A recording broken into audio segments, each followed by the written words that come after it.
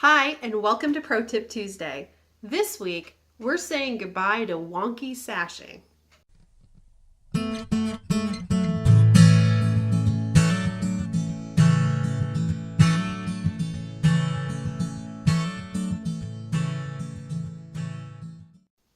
Okay, so the quilt I'm working on this week has a lot of sashing on it. And it has a lot of sashing with no cornerstones. Cornerstones are the little squares that go in the corners of our blocks that help the horizontal and the vertical sashing meet and keep everything in line. It shows a lot of visual interest, and it's a really great way to keep everything square and lined up.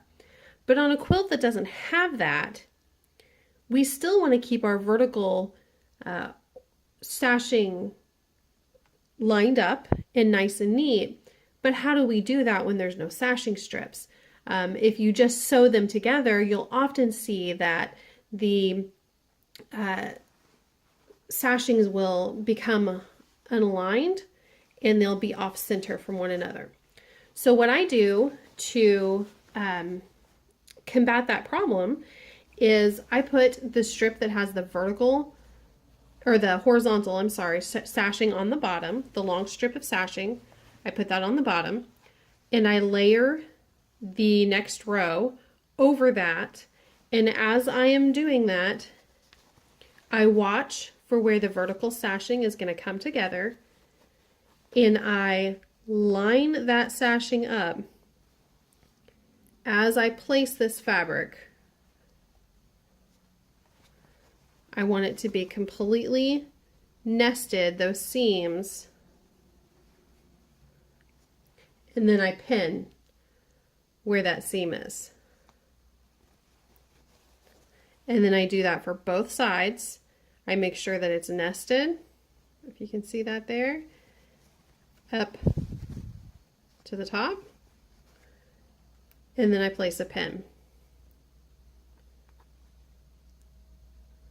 Now, as I sew this down, that's going to ensure that all of those sashing strips are getting lined up.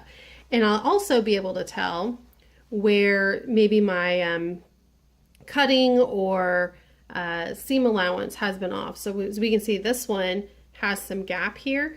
There's some looseness. So this one would have thrown my sashing off for sure.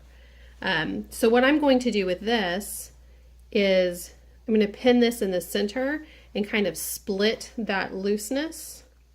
And then when I sew this block specifically, I'm going to make sure that the blue is going to go on the bottom. And then I'm just going to kind of pull the top a little bit so that it will gather up this extra underneath. And so sometimes when I do this, there is a little bit of back and forth with the top and bottom, depending on if and where there's any looseness like that. But the result in the end is really great because then everything is nice and lined up. So I have gone ahead and sewed a 1/4 inch down the line of the row. And now I'm going to open up and show you just the effect that you get here.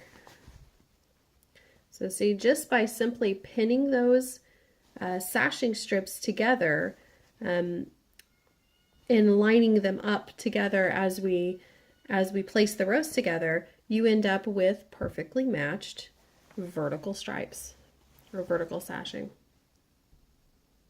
So thanks so much for tuning in. That's it for this week's Pro Tip Tuesday. Don't forget to comment, like, and subscribe to the channel so you don't miss next week's pro tip. Have a great week. I'll see you next time. Bye-bye.